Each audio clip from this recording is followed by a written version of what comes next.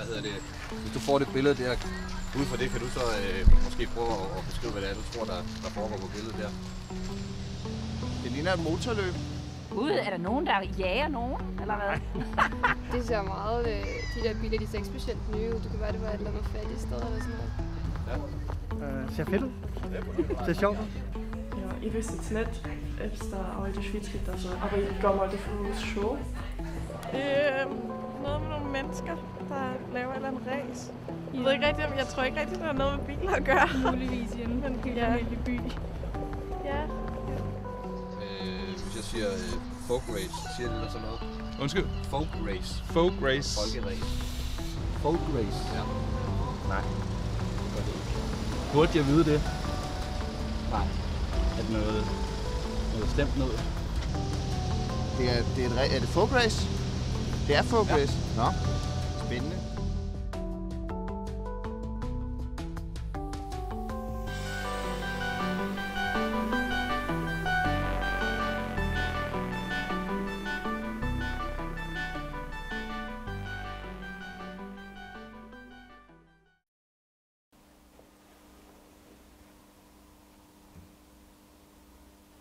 No niin, esittelisitkö aluksi itsenne ja toisenne? Harri Nieppola, Joni isä. Nieppola Joni. Nieppola Tarja, Jonin äiti. Me aloitettiin Tarjan kanssa silloin 83 vuonna. Käytiinkö me katsomassa Laivakankaalla kisoja ja jokkiskisoja. Se näytti niin mielenkiintoiselta, että sitten me hommattiin itselle autoja. 82 sitten alettiin talvella ajamaan. Joo, sehän meni, eikö se mennyt ihan hienosti. Jäärata-ajot oli muistaakseni tuossa Kemin rannassa. Ja Peurasaaren rannassa oli mehän pärjättiin silloinkin ihan hyvin sillä, että eikö me oltu ihan 10 säkissä välimmäksi. Ja lopetettiin, mikäs vuosi se oli, kun mä ajoin viimeksi kilpailu. 97 taisi olla. Niin varmaan. Joo. Sen aikaa me kierrettiin kanssa 200 kilpailuja. Sitten Joni alkoi ajamaan karttinkia, niin me lopetettiin sen takia sitten tuo jokkis.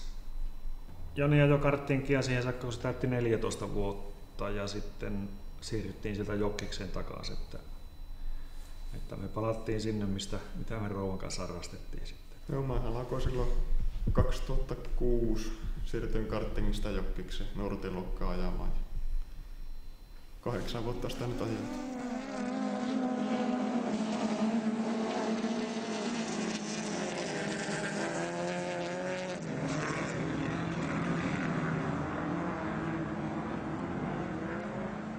Tämä on varmaan tämmönen tyypillinen Fiatti 133 tai 850 ja niissä käytetään kupplavalokkarin vaihelaatikkoa ja vähän parempi, niin se on suorakytkentä sisuskaluilla varustettu. Moottoreita sitten on Fiatin omaa Twincami ja kuplavalokkarin moottoria ja sitten on tämä VAC-konserni golfilaisiksi sanotaan, mikä on Seatit ja volokkarit ja Audit. Ja onhan ne nämäkin silloin, kun on rakennettu hienoja autoja, mutta ne reissussa rähjääntyy. Että... No volkkarit on tänä päivänä semmoisia, että niillä pystyt ajamaan useamman kilpailun. Niitä ei niin osteta. Fiatit käy paremmin kaupaksi. Ne irtoaa viivalta paremmin. Ja jotakin pientä laittoahan näissä tahtoo ennalla, mutta jos kisosta niin valmis auto tulee, niin eipä siinä paljon muuta kuin omaa vyö ja penkkiä seuraavan kisoihin ajamaan. Näitä pitää sitten näitä autoja olla paljon, jos sä haluat ajaa joka viikonloppu kesälläkin. Että jos se menee, niin on seuraavalla viikonloppuna sitten autotilalle. Että sillä näitä täälläkin on useampia. Että... Montako minun aikana mennyt noita? Niitä on mennyt aika paljon. Silloin oli 3 viikonloppuna oli kilpailut peräkkäin ja jokaisella kerralla meni auto. Että 3 autoa meni 3 viikon sisään. Että vaikka niitä suojatarjouksia jätettiin, mutta arpaonni oli huono.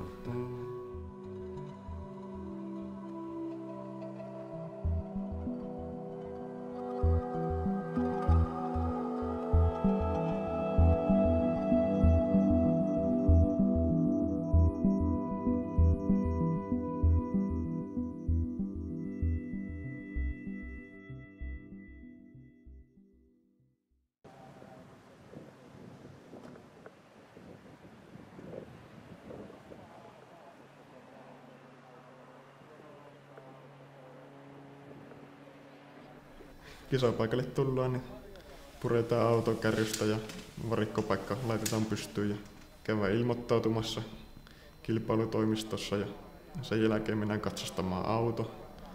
Siinä katsotaan, että kaikki jarrut toimii ja turvavarusteet on kunnossa. Ja sitten päästään autollaan oman luokan lähtöjä. Ja sitä on yleensä kilpailussa niin nuorten luokka, eli 14-18-vuotiaat. Ja sitten on yleinen luokka, missä saa ja naiset ja miehet sekaisin. Ja naisten luokka. Niin. Ja sitten on vielä niin etuvetokardaani, missä ei näitä takamoottoriautoja ollenkaan.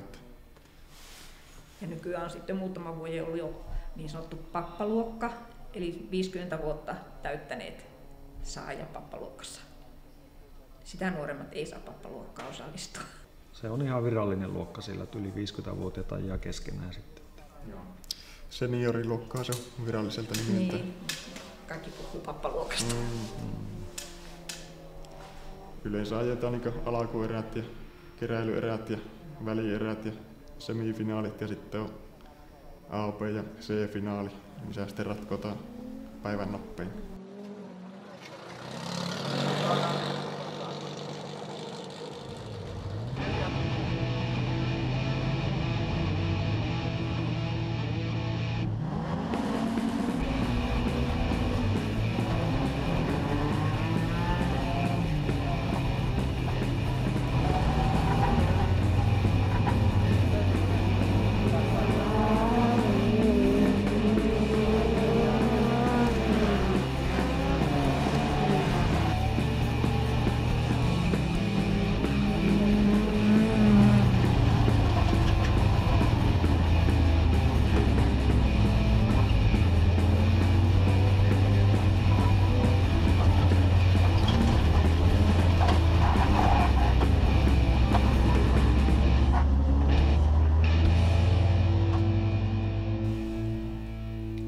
Palkintojen jako ja ostotarjouksen purku sitten, eli myydään ne autot siellä sitten.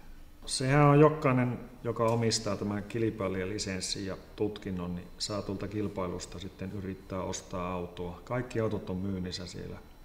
No se maksaa se arpa nyt, paljonko se oli? 30 € maksaa se ostotarjous, millä yrittää autoja. Että jos ei saa, niin se menee se 30 sitten sinne järjestävälle seuralle. Ja jos samasta autosta on sitten monta ostajaa, niin se arvotaan sitten se kirjekuoressa lukee nimi ja sitten se arvotaan, että kuka sen auton saa. Ostaa sillä tuolla 4 € hinnalla.